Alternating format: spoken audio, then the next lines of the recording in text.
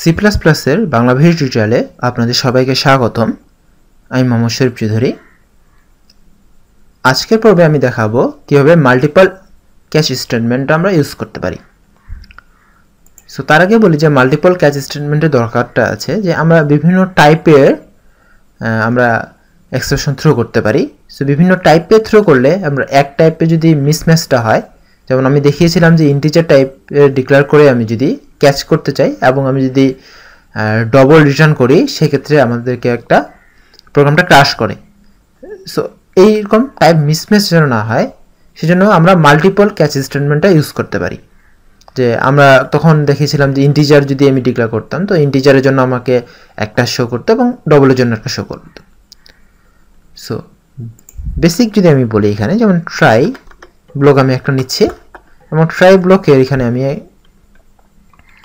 প্রথমে প্রিন্ট করতেছি যে এটা হচ্ছে ট্রাই ব্লক,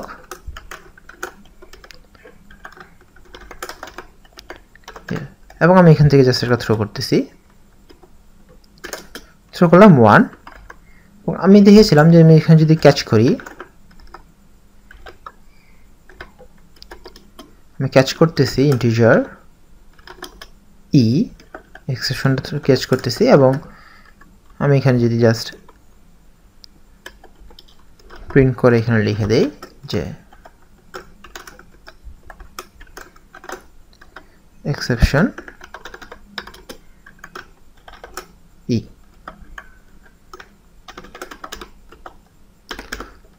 এবং এই এক্সেপশনে আমি এখানে ব্র্যাকেটে লিখে দিলাম ইন্টিজার। সো আমি যদি এটাকে রান করি, তাহলে যে ট্রাই করতেছে এবং এক্সেপশনটা ইন্টিজার 1 সে আমাকে এখানে দেখাচ্ছে। কিন্তু আমি যদি এখানে যখন 1.5 দিব ডবল, সেক্ষেত্রে টাইপটা মিসম্যাচ হওয়ার কারণে আমার প্রোগ্রামটা এখানে ক্র্যাশ করবে। এবং এই জন্য আমি যে কাজটা করব সেটা হচ্ছে আমি এখানে আরেকটা ক্যাচ ব্লক দিব, ক্যাচ, এবং সেটা কি করবে, এটা আমাকে ডবল নেবে, ডবল ই নিচ্ছে, এবং জাস্ট আমার এটাই আমি এখানে ইউজ করব, এখানে লিখে দেবো ডবল। এবং যেহেতু এটা 1.5 এখন সে ডবলটাতে যাবে। সো এইভাবে আমরা মাল্টিপল ক্যাচ ব্লক নিয়ে কাজ করতে পারি।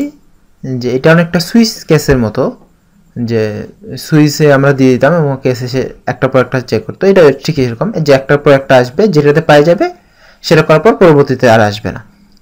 এটা ঠিক সেরকমই। তো আমরা এইভাবে বিভিন্ন টাইপের এক্সপ্রেশন যখন আমরা থ্রো করব, সেটাকে আমরা এইভাবে নিতে পারি। সো এটা হচ্ছে আমার মাল্টিপল ক্যাচ স্টেটমেন্ট ইউজ করা একটা ট্রাইয়ের মধ্যে। সো ধন্যবাদ সবাইকে আমার সাথে থাকার জন্য। দেখা হয় পরের টিউটোরিয়ালে। ধন্যবাদ।